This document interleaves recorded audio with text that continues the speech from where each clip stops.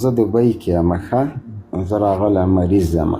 کاشکې ما په افغانستان کې یو ډاکټر درلودلی چې د ما علاج یې کړی وای، د ما به زرګونه ډالر د باندې نه مصرفېده. دا د یو.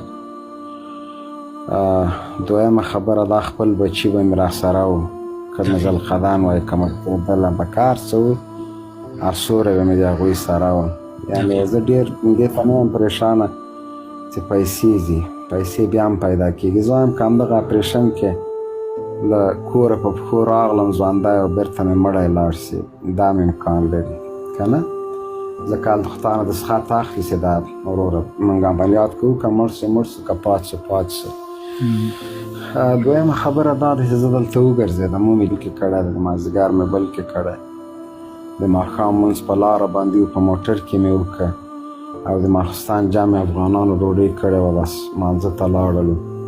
دا هر جماعت کې مونځ هم کېده او څنګ کې. یعنې مونږ دغسې نه غواړو، داسې نه غواړو په افغانستان کې. دا د مونږ خویندې په حجاب کې، په پرده کې، په موټر کې له محرم سره هر رقم نظام هر څه ترتیب ورته جوړولی شي.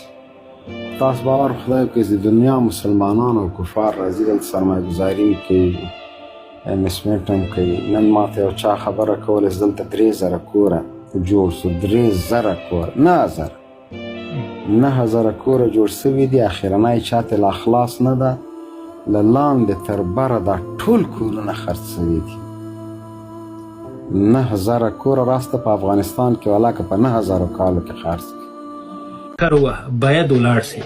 نه برج خلیفه ته هم لاړلم، خو هلته نه لرې نه یې مه ګوره، لرې نه یې مه ګوره، دننه ورسئ، دننه وګرځه پکې، کور ته ورسه. دننه لاړلم، هغه 815 چاته د څومره اعمال ته لاړلم، اسلامي امارت بیرغ مې داسې پکې وخوځوه راوخوځوه. همدغه موږ ته پاتې دلته یې ځم کله کله په سړکونو باندې خوځوم. پټ مې وره په ویډیو مې ترې وکړه، داسې لاړلم نشروه مې ښه خو وکړې خاندو. نو نوی کال هم را روان ده، خبرې که زه دلته ومه سخت بد حال به یو. خو ته خو به ته خو به چې ورته وایي د کرسمس هلته ولمانځئ، نو ښه داسې ټایټ لمانځل کېږي. کرسمس ته ولمانځه، زه به د سیل کوم. خو دواړه یې لمانځي، دې کې څه خبره ده؟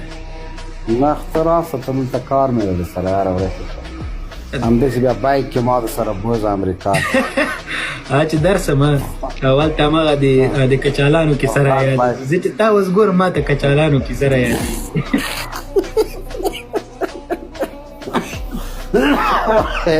بسم الله بسم الله. زما د سره یو غټ بایک راوړه. هلته به دې دا غویان څنګه بیا یادېږي؟ دلته غویان میان هم نشته. غویان ټول حلالومه خیراتومه، داسې یې زړل نن راپسې، خدای چا به واښه ورکړي که نه. ولایې تا هم ښه مصروفیت ده په خدای. زه داسې دې ته حیران یم چې چا به لوشلي، شیدې به یې څښلي، چا به خوړلي، بیخي داسې شترمرغانو راپسې درولېدلی. تشویش ده، تشویش. هلته مریض، هلته د دې مصیبت تشویش. ځان په خدای د سپاره نه بچیان په کابل لوګر کې د هغه نو غواګانې ساتئ چې یاره ته هم هېڅ خبرې کوې. نو ته هغې لږ رسېدلي دي نو یوه غوا او دوه غواوې خو نه دي که نه یاره. وله خیر، په هر صورت الله دې درته روغ صحت په نصیب کې دعا درته کوو. او که هندوستان کې کم څه ماله کېږي، زه په هند کې اړیکې لرم، او که چېرته مثلا زما نه بس دفاع په اړیکو نه ځم، دفاع په اړیکو نه ځم. نه زه خو هلته محصل وم، یعنې په هندوستان په ډیلي کې هر شی سوي وروره چې زه چې کوم ډاکټر تا پیژنې زه هغه طرف ته بیخي نه ځم. ولې؟ نه دومره یې بار خو نه کومه نه زه پوهېږې صرف درسونه دې کښېني ګونګی ځئ چې نور دې لفظ د غوی ونه وځي.